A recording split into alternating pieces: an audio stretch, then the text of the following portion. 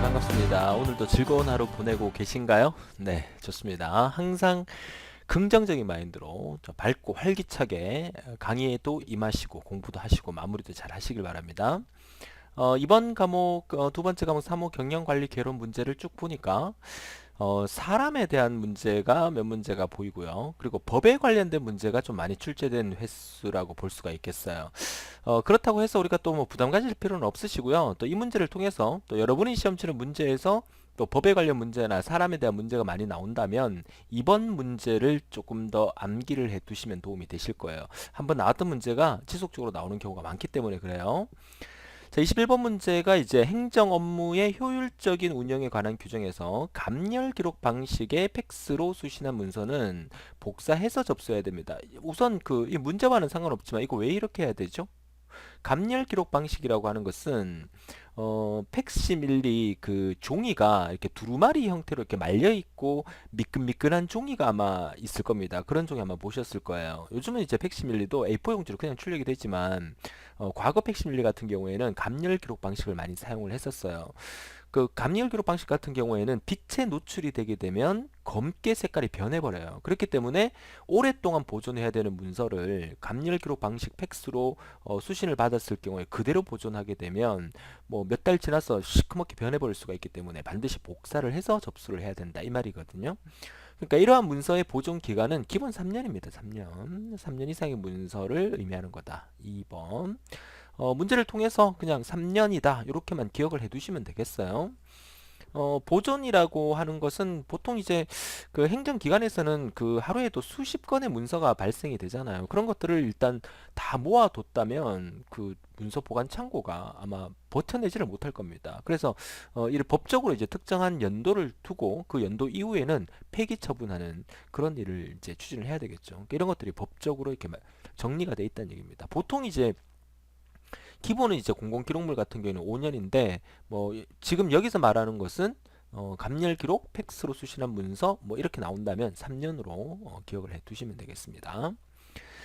자, 22번은 이제 기능식 조직의 장점이 아닌 것은 기능식 조직이다. 기능식 조직은 우리가 저기 뭐야 라인 조직, 스텝 조직 뭐 이렇게 우리가 들어본 적이 있죠. 그래서 기능식 조직은 스텝 조직이라고 보시면 돼요. 그래서 장점이 아닌 것은 조직 구조는 전문가로 구성되어 있고요. 스텝 조직이니까 보다 양질의 감독이 가능하고 교육 훈련도 용이합니다. 권한과 책임이 확정되고 명확하다는 것은 기능식의 스텝 조직이 아니라 그 라인 조직에 해당되겠죠. 라인 조직. 그래서 정답은 1번으로 보시면 되겠습니다. 자, 사람 문제가 나오네요. 경영은 인체요, 사무는 신경계통이다 라고 얘기한 사람은 달링턴인데요. 자, 이 달링턴 이 사람은 문제가 몇 번 출제가 됐었어요. 그래서 경영은 인체요, 사무는 신경계통이다 라고 얘기한 사람 달링턴 문제를 통해서 반드시 기억해 두세요. 몇 번 출제됐으니까 여러분 시험에도 충분히 나올 수가 있습니다. 그 외에 이제 포레스터라는 사람이 있는데 포레스트라는 사람이 한 말은 그 경영의 그 정보를 행동으로 결합시킨다 이렇게 말을 했어요. 펜이 자 포레스트가 한 말은 경영의 경영의 경영의 정보를 경영의 정보를 행동으로 결합시키는 거다 이렇게 말한 사람이 포레스트입니다. 래핑웰이라는 사람은 이제 그 기업의 여러 부분에 그 사무가 있죠. 그 사무 기업의 여러 부분의 어떤 일들이 사무라는 거를 기준으로 해서 쭉 흘러간다. 뭐 이런 얘기를 한 사람이 래핑웰이고 뭐 포레스트 래핑 시험에 잘 나온 적 없고요. 틀린 답으로 이렇게 보기로 나왔지만 뭐 묻는 문제가 나온 적은 별로 없었어요. 근데 경영은 인체요, 사무는 신경계통이라고 말한 달링턴은 시험에 자주 출제됐으니까 반드시 기억해 두시기 바라요. 자, EDI라고 하는 것은 전자데이터 교환을 말하는 거죠. 그러니까 전자데이터 EDI 표준을 크게 나누고자 할 때 가장 적합한 방식은 양식 표준과 통신 표준입니다. 요거 EDI를 나누는 기준은 양식 표준과 통신 표준 두 가지가 있다. 이렇게 봐두시면 되겠고요. 안소프트가 분류한 기업의 의사결정 유형이 아닌 것은 관리적 의사결정, 전략적 의사결정, 그리고 운영적 의사결정 요 세 가지가 있습니다. 혁신적 이런 건 없고요. 그래서 안소프트가 분류한 기업의 의사결정 유형은 세 가지다. 관리적, 전략적, 운영적. 역시나 문제를 통해서 기억해 두셔야겠습니다. 26번은 상급기관이 하급기관에 대하여 장기간에 걸쳐서 그 권한의 행사를 지시하기 위해서 발행하는 것이 훈령이죠. 훈령. 여기 지시 있다고 해도 지시하면 안 되고요.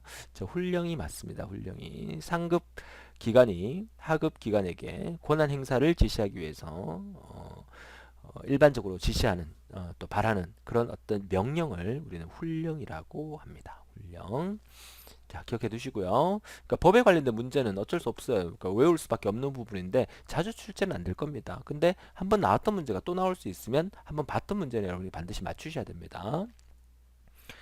자, 27번은 행정 업무의 효율적인 운영에 관한 규정에서 영상 회의실에 설치할 수 있는 규정이 아닌 것은 영상 회의실에 설치할 수 있는 규정이라고 물었어요. 둘 이상의 정부 청사에 위치한 기관에서 개최한 회의, 장관 차관이 참석하는 회의, 대통령 주재 회의. 아, 이거 어떻게 맞춰요, 이거. 그죠?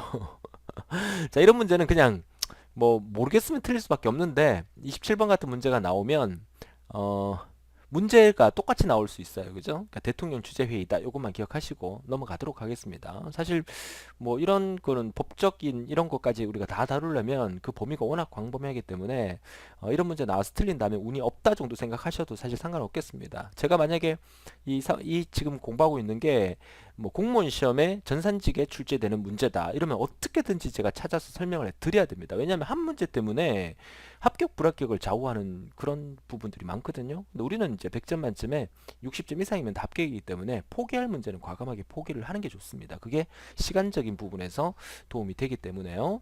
자, 비슷한 문제 나왔을 때 맞출 수 있을 정도로만 해 주시기 바랍니다. 영상 회의실 설치 운영을 할 수 있는 규정에 속하는 게 아닌 것은 있네요. 그죠? 아닌 것은이니까 대통령 주재회의는 아니고 나머지는 다 포함할 수 있다. 이렇게 기억하시면 되겠습니다. 28번 현대 경영을 정보와의 싸움으로 봅니다. 그쵸? 정보가 누가 빠르냐가 현대 경영하는 데 있어서 상당히 큰 의미를 갖고 있는 거죠. 그래서 이제 정보를 보다 빨리 얻고 신속하게 이해하는 것만이 경쟁에 승리할 수 있다고 강조하는 사람은 드러커라는 사람이에요. 드러커라는 사람이 현대 경영은 정보와의 싸움이다라고 강조를 했던 사람이죠. 29번도 이어서 이제 그 사람에 대한 얘기가 나오는데 이 문제는 참 재밌어요. 사무 작업의 효율화에서 사무의 동작 연구 분석 방법을 길브레스가 제안을 했어요. 그러니까 사무실의 동작 연구. 다시 말해서 사무실의 직원이 물건을 들고 내릴 때의 그 동작, 또 걸어 다닐 때의 동작 이런 것들을 분석해서 최적의 상태를 만들어 놓게 되면 그 업무 효율이 높아진다. 뭐 이런 거를 분석했는 사람이에요. 길브레스가. 그래서 그 분석했는 거의 이름이 뭐냐? 서블릭이 답인데요. 이거 가만히 보면 길브레스라는 자기 이름을 거꾸로 쓴 거예요. 거꾸로. 보이십니까? GILBRETH가 거꾸로 읽으면 GRABRTH. 그죠? 비슷하게 거꾸로 됐죠. 그러니까 길브레스 자기 이름을 거꾸로 해서 이렇게 서블릭 이렇게 만들었다는 거. 그거 참고를 하신다면 쉽게 기억할 수 있을 겁니다. 자, 30번에 EDI를 구성하고 있는 기본 요소는 하드웨어 있어야 되죠. 소프트웨어 있어야 되죠. 그리고 통신 있어야 됩니다. 아닌 것은 4번 어셈블러는 어셈블리어를 번역하는 번역기죠.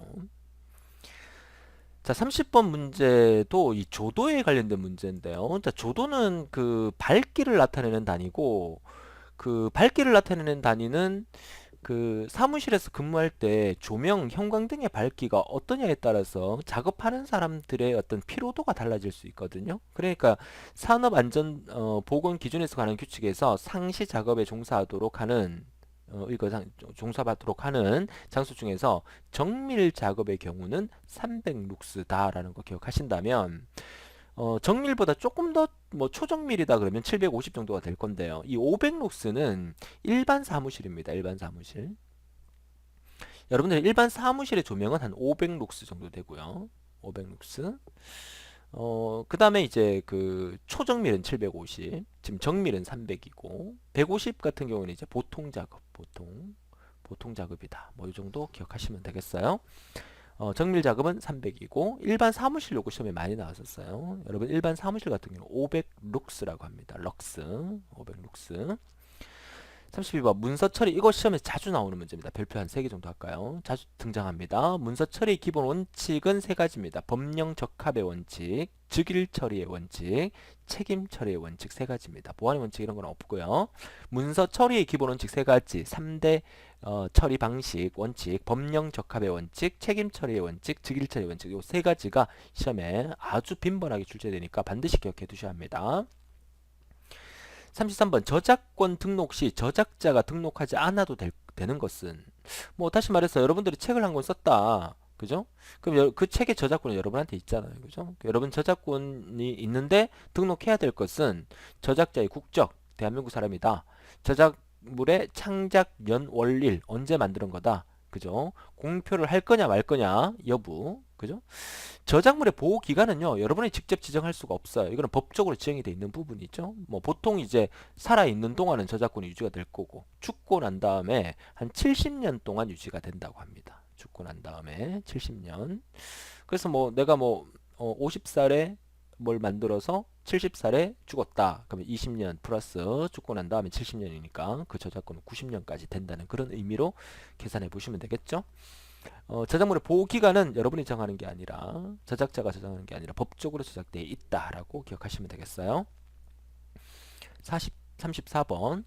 자, 사물을 위한 통상적인 작업과 관련이 없는 것은, 사물을 위한 통상적인 작업은 기록 부분, 그리고 면담 부분, 그리고 계산 부분이 있죠. 관리는 속하지가 않습니다. 정답 4번이고요. 35번은 정보 관리를 수행하기 위해 필요한 기본적인 요건을 결정하는 것으로서 의사 결정자가 요구하는 정보의 확정, 사무량 및 처리 방침으로 결정하는 것은 정보의 통제, 그리고 정보의 제공, 정보의 처리입니다. 계획 부분 아니죠? 정답 4번입니다. 36번 같은 문제도 시험에 나온다면 참 당황스러운데요. 이번 이 사무 경영관리 문제가 상당히 어떻게 보면 어려운 문제이긴 했었어요. 그죠? 뭐 법적인 이런 문제가 너무 많이 나왔기 때문에 학생들이 많이 힘들어하지 않았을까 그렇게 생각을 합니다.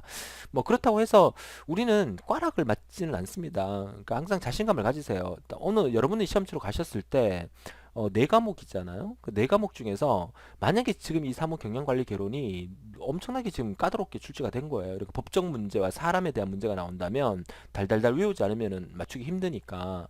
그렇다면 우리가 20문제 중에서 꽈락이 8점까지는 괜찮고요. 7점 맞으면 꽈락이고요. 그래서 뭐 8점만 맞추겠다. 그래서 전체 20문제를 막 뒤져가지고 확실한 문제 8개만 챙기세요. 그죠? 자, 이렇게 출제됐다면 나머지 문제가 쉬워요. 사무적인 시스템에서 우리는 한 16개. 그죠? 프로그램 일반에서 우리 한 18개. 통신에서 한 15개. 이렇게 맞춘다면 충분히 우리가 80문제 중에서 48개는 맞출 수 있는 거니까. 그죠? 일단 우리는 합격하는 게 목적입니다. 그래서 이제 뒤에 십진분류법인데 도서관에서 주로 사용하는 거거든요. 도서관에서 십진분류법을 쓰는데 분류 기호는요. 100번, 뭐 200번, 300번대, 400번대 해서 뭐 쭉 해서 900번대까지 있어요. 이 중에서 100번대에 해당되는 게 뭐냐? 어떻게 맞춰요? 도서관 관련된 일을 하지 않은 이상은, 그죠? 자, 문제를 통해서 기억합니다. 100번대는 철학입니다. 철학. 100번대는 철학이라는 거를 기억해 두시면 되겠고요. 나머지를 좀 불러드릴까요? 그 100번이 철학이면 200번은 종교입니다. 종교. 200번은 종교. 그냥 처음 그 상식적으로 한번 드러나 보세요. 종교 다 외워라 소리는 안 하겠습니다. 300번은 이제 사회과학. 사회과학. 그 다음에 400번은 언어에 관련된 거. 500번은 순수과학. 그 다음에 600번은 기술과학. 그리고 700번은 예술 쪽이고요. 그리고 800번은 문학 쪽이고요. 문학. 그리고 900번은 역사 쪽입니다. 역사 쪽. 됩니까? 역사는 900번이다. 뭐 이렇게 보시면 되겠죠. 뭐 또 나오지 않을 거라고 믿지만 혹시 나온다면 그죠? 철학이 한 번 더 나오지 않을까 그렇게 생각을 합니다. 자, 37번. 계획하의 내용과 거리가 먼 것은, 자, 계획합니다. 계획을 잡아야 되겠죠. 목표 또는 목적의 설정이죠. 자금의 조달과 원천의 결정. 그다음에 실시 가능한 대체안 중에서 최선을 선택해야 되겠죠. 업무 처리 결과에 대한 분석은 계획하고는 거리가 있겠죠. 이런 문제는 쉬운 문제잖아요. 그러니까 이번 문제가 많이 어렵다 느껴진다면 이런 문제는 막 동그라미 쳐놓으세요. 내가 확실하게 꽈락을 면해야 되는 확실하게 맞출 수 있는 문제는 이렇게 딱 체크했을 때 이 동그라미가 8개 이상이면 과감하게 나머지는 신경 쓰지 마시고 나머지 1과목과 3과목과 4과목에 신경을 쓰시면 여러분 충분히 합격할 수 있습니다. 자, 38번. 사무실 배치할 때 고려해야 할 사항으로 옳지 않는 것은 통일된 사무기구를 사용하는 게 좋겠죠. 최강은 우측에서 잡히도록 한다. 자, 이게 틀렸는데 이게 왜 틀렸을까요? 그러니까 여러분 그 책상에 여러분들이 이렇게 앉아서 이렇게 공부를 한다면 여러분들의 그 스탠드 조명은 이쪽에 보통 둡니까? 이쪽에 보통 둡니까? 이렇게. 저는 이쪽에 두거든요. 왜요? 빛이 이렇게 하면 저는 오른손잡이니까 오른손으로 이렇게 공부를 하다 보면 그죠? 빛이 이렇게 하면은 더 잘 되는데 이쪽에서 빛이 낸다면 이 주먹에 가려서 글자가 잘 이렇게 안 보이는 수가 있어 글자 쓰다 보면 그죠? 그래서 채광은 왼쪽에서 비치도록 하는 게 좋다 이 얘기를 하고 있는 거거든요. 그러니까 채광은 우측에 잡히는 게 아니라 좌측에서 잡히도록 한다가 맞다는 얘기예요. 그쵸? 그래서 옳지 않은 것은 2번인데 사실 좋은 문제는 아니죠. 왼손잡이는 어떡하라고. 그쵸? 뭐 기본적으로 우리나라에는 오른손잡이가 많기 때문에 이렇게 만든 것 같은데 뭐 좋지는 않은 문제입니다. 하지만 오른손잡이가 많으니까 참고로 알아두시기 바랍니다. 자주 사용하는 사무용품은 그것을 사용하는 사무원 가까이에 배치하는 게 맞고요. 업무에 알맞은 면적을 확보하는 게 좋겠습니다. 자, 이것도 맞출 수 있는 문제죠. 동그라미 이렇게 쳐두시고요. 그 다음에 일반 직원들이 사용하는 사무실 배치에서 대실 큰 방 주위에 이점이 아닌 것은 이 대실주의란 말이 뭐냐면 여러분들이 이제 사무실을 만들 때 이 사무실 크게 이렇게 만들어요. 그래서 사무실 책상을 이렇게 배치를 해서 여기는 영업부 그죠? 또 칸막이 이렇게 딱 해놓고 여기는 뭐 관리부 또 여기는 뭐 홍보부 이런 식으로 그러니까 이런 식으로 이제 각 뭐 부장님 자리 이렇게 만들어 놓고 이게 뭡니까? 이게 대실주의죠. 만약에 소실주의라 그러면 이렇게 그 벽을 이렇게 두고 방이 다 따로예요. 그 홍보부 따로, 뭐 영업부 따로, 뭐 그죠? 관리부 따로 이렇게 맞습니까? 그러니까 대실주의를 쓰는 게 어떤 점이 좋으냐 이 말이죠. 다시 볼까요? 실내 공간의 이용도를 높일 수 있다. 맞죠? 사무 흐름을 직선화하는 데 편리하고 직원 상호간의 친목 도모를 높인다. 맞죠? 다른 부서의 직원과도 부서별로 직원 상호 간의 행동상의 비교가 이루어져 자유 통제가 쉽겠죠. 상관의 감동을 어렵게 하는 게 아니라 더 쉽게 하겠죠. 그 범위를 넓힐 수도 있겠고요. 정답은 2번이 되겠습니다. 40번 사무를 계획할 때 요구되는 요소가 아닌 것은 사무를 계획할 때는 목표와 뭐 스케줄 이런 게 필요할 거고요. 그 다음에 뭐 예산도 필요하겠죠. 홍보는 계획 부분에서 뭐 들어간다 하기에는 조금 거리가 있다. 이렇게 보시면 되겠습니다. 자, 이렇게 해서 우리가 20문제를 같이 풀어봤는데 이번 문제 좀 고생이 좀 많았던 문제긴 합니다. 그래서 항상 다시 한번 정리하지만 우리는 합격하는 게 목표지 만점 맞는 게 목표 아닙니다. 만점 맞는다고 해서 상 주는 거 아닙니다. 자격증에 금딱지 둘러서 주는 거 아니거든요. 그래서 이 두 번째 사무 경영관리 개론 문제가 사실 이번 회처럼 나오면 사실 꽈락 먹은 학생들이 종종 있을 수 있어요. 그래서 우리는 확실하게 맞는 문제 8문제에서 꽈락을 면할 수 있도록 여러분들이 문제를 집중해서 봐주시고 나머지 문제에서 충분히 쉽게 출제가 될 거니까 나머지 문제 위주로 한다면 충분히 여러분들은 고득점으로도 합격할 수 있기 때문에 그런 문제 시험 치러 가서 문제 풀 때도 그런 전략을 잘 세워야 된다는 것을 다시 한번 말씀을 드립니다. 자, 오늘도 즐거운 하루 되시고 다음 시간에 또 다른 강의에서 뵙도록 하겠습니다. 지금까지 배우쌤이었습니다.